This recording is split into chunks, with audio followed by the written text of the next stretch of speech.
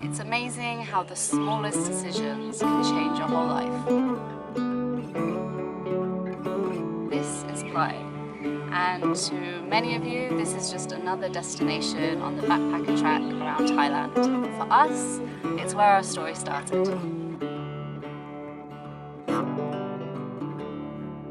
For me, my story started on a hop-on, hop-off bus called Stray, and I'd met a group of other solo travellers who invited me to go to Pai with them.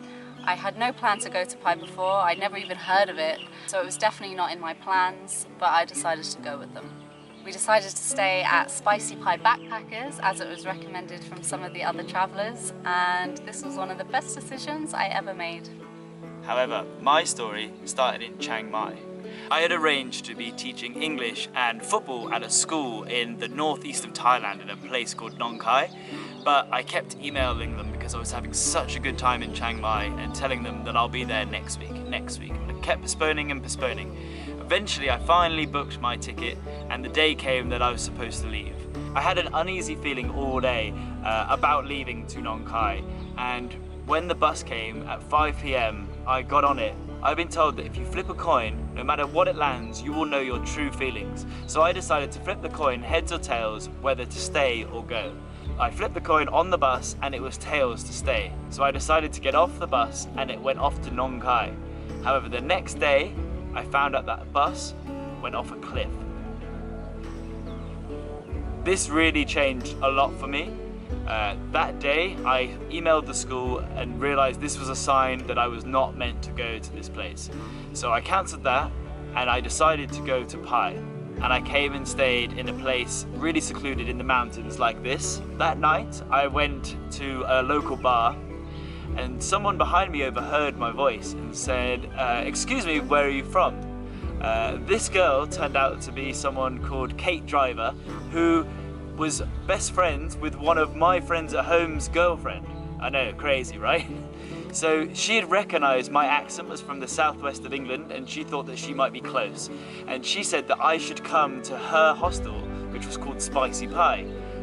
She then introduced me to the manager of the hostel, a guy called Kit, who told me that they actually only had one bed left, but if I was serious, then he will save me the bed if I promise to come the next day. Now, I make a lot of promises when I am drunk, and I usually will say things like this and not go through with it. So it was really rare that the next day I woke up and I felt really obliged that I had to go and do this because the guy was really nice and I didn't want them to lose out on money by saving me the room. When I got to the hostel, I remember seeing Kate and I went and sat with her and I looked over to the right and it was almost like something out of a movie. The way that the light was shining on this girl. She had sunglasses on, she had long dark hair, and she was so beautiful. And I just remember, it's almost like in those World War movies where they're like, I'm gonna marry that girl one day. I remember seeing her and thinking, I have to talk to her. That was Emma, by the way. So the first night I was there, we were sat around a campfire. And it's a really amazing vibe there. It's like a tree house, everyone's kind of sat outside together, and I was sat by the bonfire when Alex came up to me and started talking to me. It was so cold in the mountains, and this night was no exception. So I had to huddle around the fire. I saw the girl that I had seen earlier. She was sat around the fire wearing socks and sandals. So I thought this was my chance to make a move. That night we went out, we had some drinks. We went to a small little reggae bar where we spent hours just talking while the rest of the group went to other bars. And we actually had our first kiss outside a reggae bar after everyone else had gone on to the next bar and we just kept on chatting. We then met up with the rest of the group in the Bamboo Bar, which is right by the river, and had a few more drinks, and then I decided to go back. And the gentleman that I am, I obviously decided to walk her home. On that walk back, we were both a little bit tipsy and we were drunkenly talking about all the different kinds of beans in the world, which is where our name actually came from, travel beans. We were talking about human beans, runner beans, jumping beans, baked beans, and so the travel beans were born.